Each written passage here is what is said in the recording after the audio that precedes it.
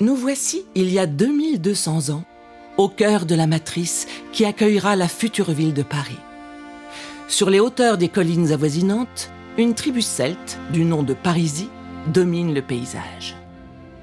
Attirés par le fleuve qu'ils vénéraient, ils décidèrent de s'installer sur ses rives et le baptisèrent du nom d'une divinité féminine, Sequana, qui deviendra la Seine. Ces Celtes ont un rapport extrêmement intime aux 4 éléments: l'eau, la terre, le feu et l'air. Cette proximité avec la nature est le socle de leurs croyances et la base de leurs rituels.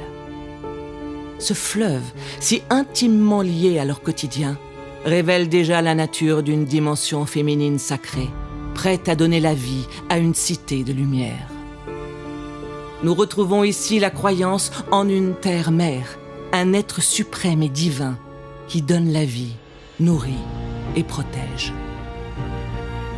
Depuis des temps immémoriaux, les peuples vouent un culte à cette déesse mère qui a porté des noms bien différents.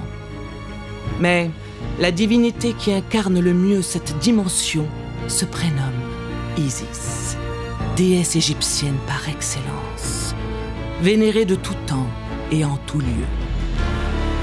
Son influence se fait sentir jusqu'à nos jours et a créé un lien intime avec cette énergie supérieure, au point de marquer la ville de son empreinte. Et si, sans en avoir conscience, nous vivions avec le féminin sacré à nos côtés? À travers les âges, il a pris plusieurs visages, plusieurs formes, qui nous accompagnent au quotidien. Ainsi, l'identité de la ville s'est forgée d'une féminité bien présente, mais discrète. Il est vrai que les religions monothéistes ont accordé plus de place à une prédominance masculine que féminine. Ainsi, le matriarcat est resté très discret, pour ne pas dire secret.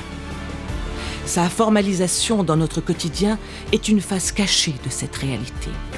Et quoi de mieux que l'art pour révéler ce message? La peinture, la sculpture et l'architecture en sont les vecteurs de transmission les plus actifs. Nous vivons au milieu de ces œuvres sans nous en rendre compte. Elles sont partout autour de nous, dans nos habitudes, notre quotidien.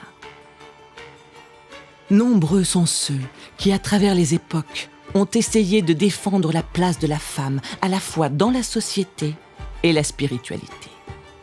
Découvrons ensemble comment les multiples représentations de la féminité dans notre ville influencent cette dernière et ses habitants. Tout d'abord, le nom de la ville peut s'entendre d'une certaine façon.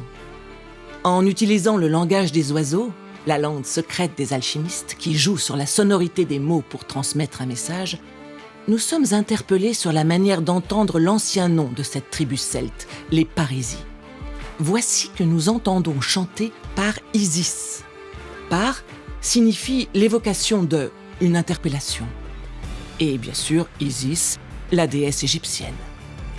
D'autres sources nous rapportent qu'en égyptien, père ou par signifie la notion d'enclos ou de protection autour d'un temple. Ainsi, Parisis et sa déclinaison, Paris, nous rappellerait donc le temple d'Isis.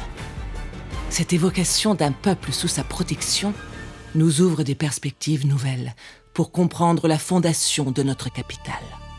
Le pas est vite franchi, et la poésie qui résonne à nos oreilles est une voix parmi d'autres de réenchantement. Ne nous en privons pas, car le lien avec l'Égypte, renforcé au XIXe siècle, est omniprésent. Et l'histoire officielle ne nous démentira pas.